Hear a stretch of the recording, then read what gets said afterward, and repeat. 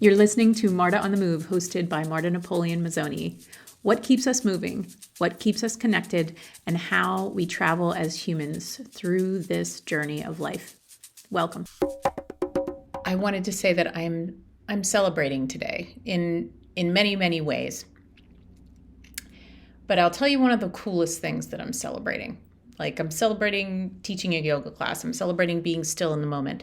But one of the coolest things that I'm celebrating today is a friendship with a friend who we've known one another for so long, and we have opposing views. So what do you do when you have opposing views with friends? Our political views aren't aligned. We just have different views, but we're still friends. And I'm celebrating today because we had a chat this morning, and I was telling her what a great day I was having. And like what a wonderful day I was having, and so many breakthroughs and downloads and clients and all these different things, and just feeling really good in my body. And all of it, feeling very aligned, very divinely connected. And she said that she was feeling a lot of sadness. And so I have to preface this by saying that I firmly believe that what to do when you have opposing views from your friends, or if you're in an argument with your husband or with your family. And this is going to sound funny, but try talking in a British accent on both sides. Like, fully commit to talking in a British accent. Because it does a number of things. Number one, it's so silly that it adds a layer of levity to the conversation. Number two, I believe it diffuses our defense mechanism, because the voice that we thought was coming at us, we are kind of programmed to fight back and push against.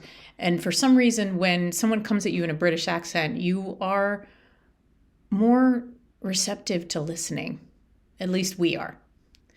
So we spoke this entire conversation for an hour in a British accent, and she told me how she was feeling sad, and she told me how she was feeling sad over the assassination of Charlie Kirk. And her and I continued to have a dialogue about how to meet in the middle. What do we do to repair? And what we agree on and what we don't agree on. And I told her that I did not agree with a lot of the things that he said, but that I would never believe in violence. Ever. I don't think it's the answer. I don't believe in gun violence. I believe heavily that they should be restricted or just taken away. But that nobody should ever have to resort to violence of that sort. That's something that I don't believe in. And we both believe on that. We both met on the ground floor of that. And we spoke about how we spoke and reflected and had a conversation that was so eloquent and not heated about wondering how we are still friends when so many are losing friends, when so many are feeling isolated and scared and rejected. And I talked about how I believe, people are gravitating towards people they feel safe with, which are people that share their views. But the problem is that doesn't build a bridge. It takes you further away. Much further away. And the truth of the matter is that there is so many parts that make up ourselves. There's so many parts that make up who we are. It's never just one thing. And I think and we agreed on this, is that there's such a generalization that happens in our culture. where we completely take a race and call it this, or we completely take a political side and we call it this, or we completely take, a certain type of person and we call a group of people this. And we forget that there's individuals within that group of people.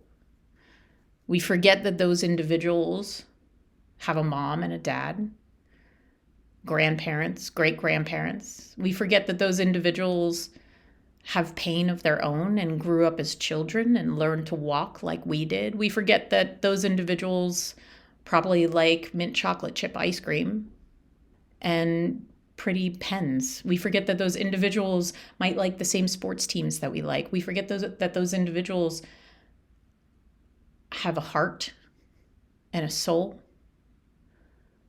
And we forget that they're human. And I think that's the scariest thing that's happening right now is we are losing our humanity. We are both human and soul in each one of us. This is what I believe. And if you're listening to this and that you're like, that's not what I believe, and that's okay. That's okay. That's okay that you don't believe that. I'm not going to try to change you. I'm not going to try to berate you or fix you. Because nobody's broken. That's what I believe. That's my truth. But your truth might be something different. And my friend's truth is her truth. And that's something different.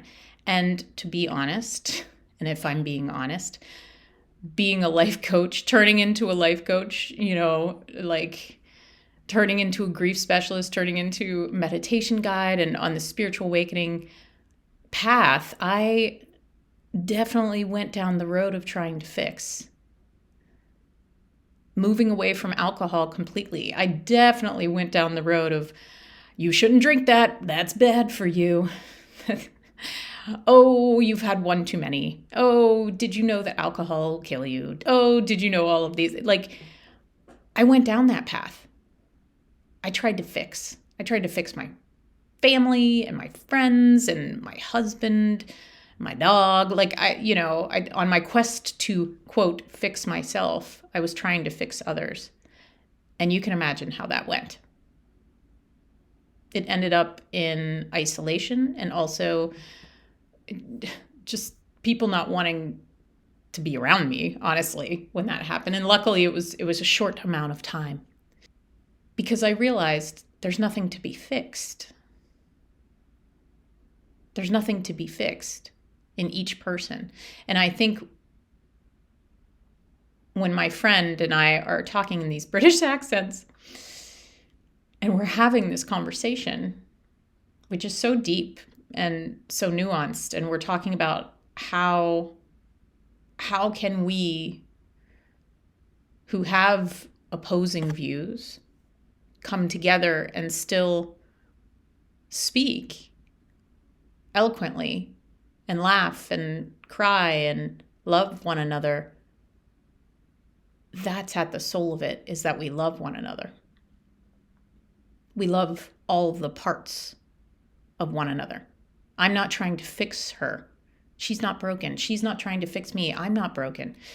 I love her sadness. I love her happiness. I love when she celebrates. I love when, she's crying. I love her, through her whatever shame she has. I love her, in every aspect of her life and every different parts of herself. I love her self-righteous parts. I love her, parts that are like her little baby parts that are whining and defend. I love those parts. I love it all. I love her wisdom. I love her goddess. I love all of her archetypes. I love her soul and her heart and her human. And she loves mine. And that's where we come together. Is that we aren't trying to fix one another. We're seeing one another. Truly, as human, we're seeing one another. And I think that's what we've forgotten. In our generalization, we forget that people are human. We forget that they have soul. So Yeah. I just wanted to record this because I see so much out there right now of pain and restlessness, and there's an extreme left and extreme right, and the people in the middle are being a bridge. Be the bridge. Be more of a bridge. Because I feel like that's the only way we're going to get to cross and connect. Come together in our grief, dance together, sing together, sit with one another, and remember that we really don't want hate. We don't want destruction. We don't want those things. We want to see everybody as their sacred selves. And keep your own damn light on. Keep your light on. It's not selfish. It is resistance. It is preservation. It is self-care. It is opening your heart more and more and more. It's healing more and more and more so that you can open your heart, so that you can see the human in other people, even though there's scary things happening left and right. Still human, still soul. And if you want to try it out, talking in a British accent really, really, really helps.